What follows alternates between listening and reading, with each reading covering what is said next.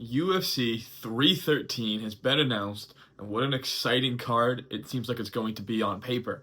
We have Alex Pereira defending his light heavyweight championship against Ankalaev. This is a fight long in the making. Ankalaev has quite the unbeaten streak. He only has one loss in his career. That was to Paul Craig in a last second submission in what was one of the more craziest last minute comebacks in MMA history. And then in the co-main event, we have Justin Gaethje versus Dan Hooker. I mean, that's a fight that's going to be an all-out war. That's something that I think every MMA fan is excited to see. But Pereira versus Ankalaev, that is going to be a major talk among the MMA community in the next couple months leading up to this fight that will take place on March 8th in Las Vegas, Nevada. Alex Pereira is obviously one of the most exciting stars in mixed martial arts. I think he's probably the biggest star in the UFC, and I would say he's the most exciting fighter in the UFC. One thing about Alex Pereira is, he just has crazy knockout power. We have seen this with Israel Adesanya, Yuri Prohaska twice, Jamal Hill, Khalil Roundtree, Sean Strickland. Alex Pereira has highlight reel knockouts and insane power. He is a very technical kickboxer, very high IQ kickboxer, but his grappling skills are lacking. And throughout his career, he really hasn't faced a particularly great wrestler. Israel Adesanya, not known for his wrestling. Yuri Prohaska, not known for his wrestling. Jamal Hill, Khalil Roundtree. But the thing is, the middleweight and light heavyweight divisions where Pereira has fought at in the UFC don't particularly have elite wrestlers. Ankalaev will be the best wrestler that Alex Pereira has faced in his career. He is the best wrestler in the light heavyweight division, and a lot of MMA fans believe that grappling is grapplers beat strikers every time, or most of the time, and that may be the case. But Ankalaev is also a striker first, so people kind of think that because his wrestling could be the downfall of Alex Pereira. It may be, but Ankalaev is a striker first at the end of the day. His best weapon is his hands, particularly the speed in his hands. He says that he wants to knock Alex Pereira out and have this fight take place standing up. Everyone says that's a bad idea. I mean, I think it does appear that grappling would be what defeats Alex Pereira, when the time comes when Alex Pereira loses his title. If he ever loses his title, it would be because of a superior wrestler, and that would be Ankalaev. But Ankalaev isn't this elite wrestler that many think that he may be. He has 3 takedowns in his last 5 fights. He's not. He doesn't shoot a whole lot. At the end of the day, he is a striker as well. He's a good boxer. At this moment, I would lean towards Alex Pereira getting his 4th title defense, in March, and that would tie Islam Makhachev for the most out of any of the active champions. The reason why at this moment that I think I'm gonna back Pereira here is, I don't think Ankalaev's wrestling is particularly elite. He can wrestle. He's a good wrestler. I think he probably uses that later on in the fight, if the fight goes later. But Alex Pereira is just a significantly better striker than I think anyone in the light heavyweight division. I think he has more power than anyone in the light heavyweight division, and I think he has a higher fight IQ than fighters in the light heavyweight division at this time. Ankalaev, obviously, if he mixes in the wrestling here, can give Pereira a lot of trouble and his most difficult fight. But Ankalaev, in his last fight against Ratchik, he didn't shoot a takedown. at all. That was a really close contested fight. Ankalaev was the clear victor, but that was a close fight, and Ankalaev gets hit. Against Johnny Walker. He looked really good in his 2 fights against Johnny Walker. At UFC 282, he fought Jan Blachowicz for the vacant light heavyweight championship. It ended in a draw. Ankalaev was realistically the victor of that fight.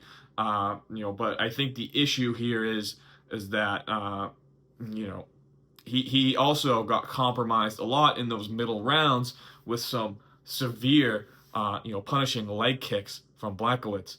Alex Pereira will punish you if you don't check leg kicks, and I think that's gonna be his downfall at UFC 313. Ankalaev has a wide boxing stance. His best weapon is his hands and the speed that he can get off punches. That stance is wide open. He doesn't check kicks particularly well. We saw it at UFC 282. It was a problem. He was almost stopped. His legs were pretty much jello. He had to go to his wrestling to dig deep and win that fight in rounds 4 and 5. That he didn't win, but that's what he felt gave him the best chance of winning in rounds 4 and 5.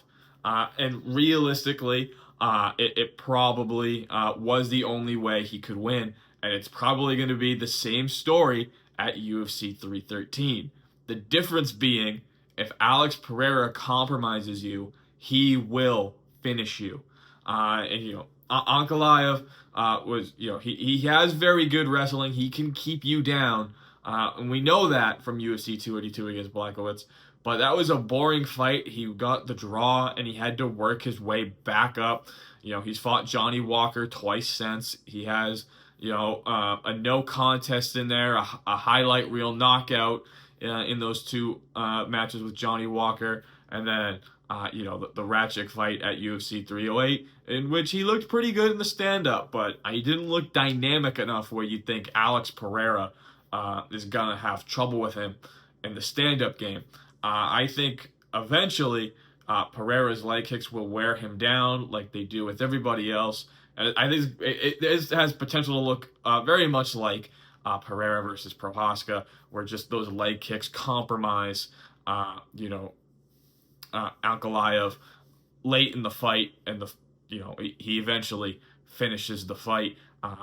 It's gonna look a lot like UFC 282 for Ankalaev, except this time, maybe his wrestling can get him the victory and get him the title. But I think at the end of the day, Alex Pereira, when he hurts you, he finishes you. We've seen it too many times. So my opinion is that Alex Pereira is going to hold on to his title. But UFC 313, what a card, right? Justin Gaethje and Dan Hooker as the co-main event. I mean, Justin Gaethje is one of the biggest stars in the sport. And, realistically, if Justin Gaethje gets a win, does he get another title shot? Justin Gaethje is 35 years old. He's at the end of his career. If he doesn't have a lot of fights left. He made that pretty clear following his UFC 300 loss to Max Holloway. We haven't seen him since that loss. This would mark 11 months in between fights for him. And, I think he would beat Dan Hooker realistically. I think Justin Gaethje just has, probably one of the... I think he's the most powerful striker in that lightweight division still. Charles Oliveira also has a case as well for being the most powerful striker at lightweight. Justin Gaethje, at the end of his career, kind of in a similar position to Dustin Poirier, right? So I would say if Justin Gaethje gets that victory, Charles Oliveira fights for the BMF title in, let's say May or June, July. I don't know. That's up to Max Holloway when he returns. Islam Makhachev doesn't want to fight till October. Arman Tsarukyan is not getting that title shot. Does Justin Gaethje get one last shot at the title, similar to Dustin Poirier, if he gets a win here? It's realistic, but I don't know if that is something that the UFC will do. But obviously, Justin Gaethje getting that title shot. I mean, he's just always kind of going to be one win away. Obviously, one of the 5 best lightweights in the world. He always has a chance with how hard that he hits. But that's going to be a really exciting, fight as well. It's a really exciting card. I'm really looking forward to UFC 313. It excites me a little bit more than UFC 312. I'm not the biggest fan of Sean Strickland's fighting style, and Dricus Du Plessis, is definitely an interesting fighter. That style's kind of funky, but he gets the job done. Definitely never going to, criticize DDP's grit and toughness in there. But yeah, that Strickland DDP fight, I didn't love the first one, and I don't think I'm gonna love the second one. But UFC 313, I think those are 2 fights that I am really excited to watch, and I think that has a chance to being one of the best cards of the year. I mean, the co-main event and main event. I mean, this is exciting stuff, and that's as much a must-watch pay-per-view. But let me know what you think of Ankalaev's chances against Alex Pereira. If Ankalaev's grappling will be too much for Alex Pereira, is this the end of Alex Pereira's run as a light heavyweight champion? I think he's been such a great champion that even if he loses, he should get a rematch, but we'll see. But yeah, let me know what you think of this fight in the comments below, as well as Gaethje and Hooker and who you favor there. And yeah, make sure to subscribe to the Interim Title Show, as well as follow us on Instagram at the Interim Title Show. And yeah, thank you again for watching.